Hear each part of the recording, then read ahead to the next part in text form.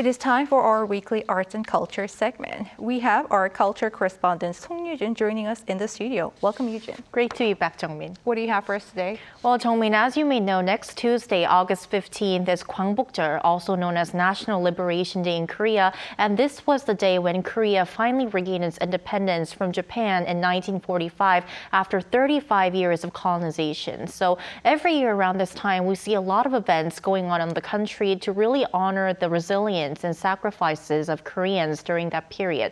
But this year, there happens to be a special exhibition taking place in the city of Glendale in the United States. So for this week, I looked at the reason why the city is holding this exhibition. Let's first take a look.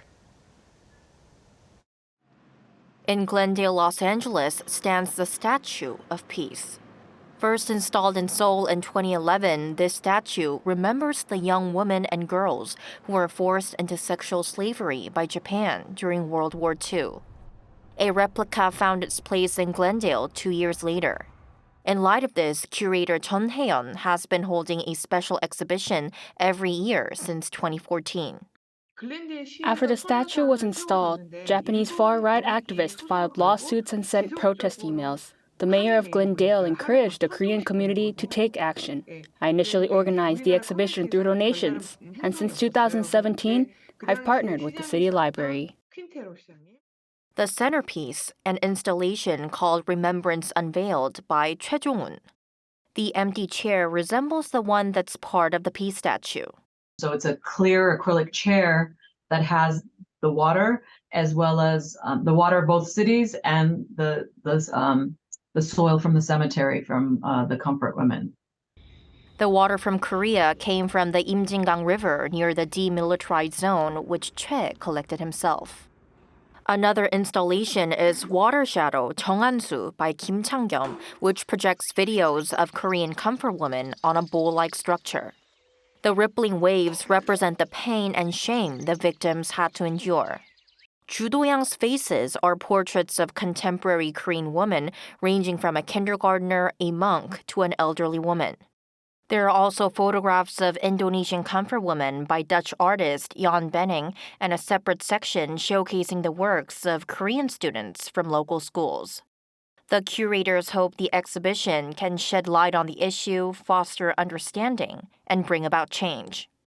We didn't know very little about comfort women when we first started doing the exhibition, so it's been a constant education for us and everybody who sees it.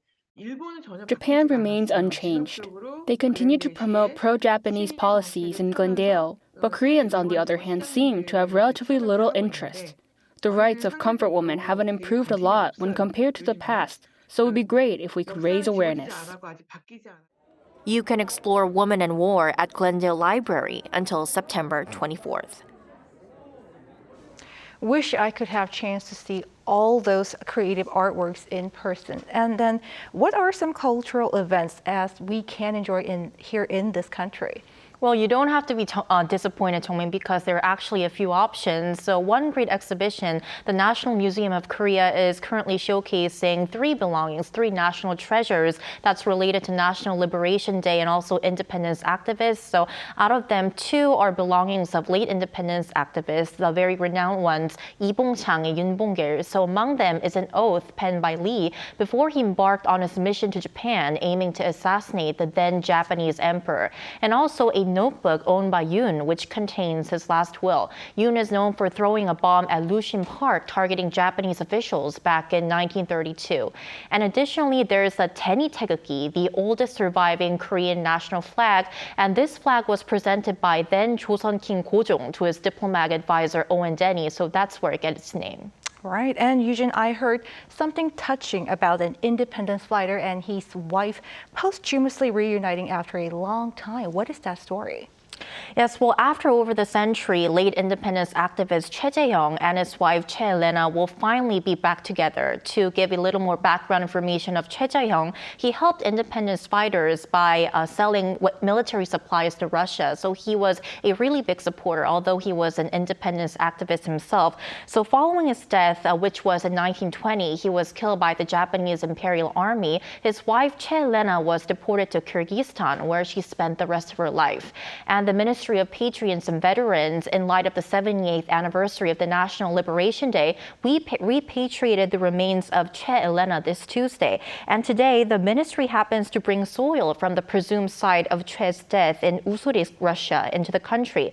And that's because Che's remains have yet to be recovered, so the remains of Che Elena and the soil will be interred together at the Seoul National Cemetery next Monday, which is one day before National Liberation Day.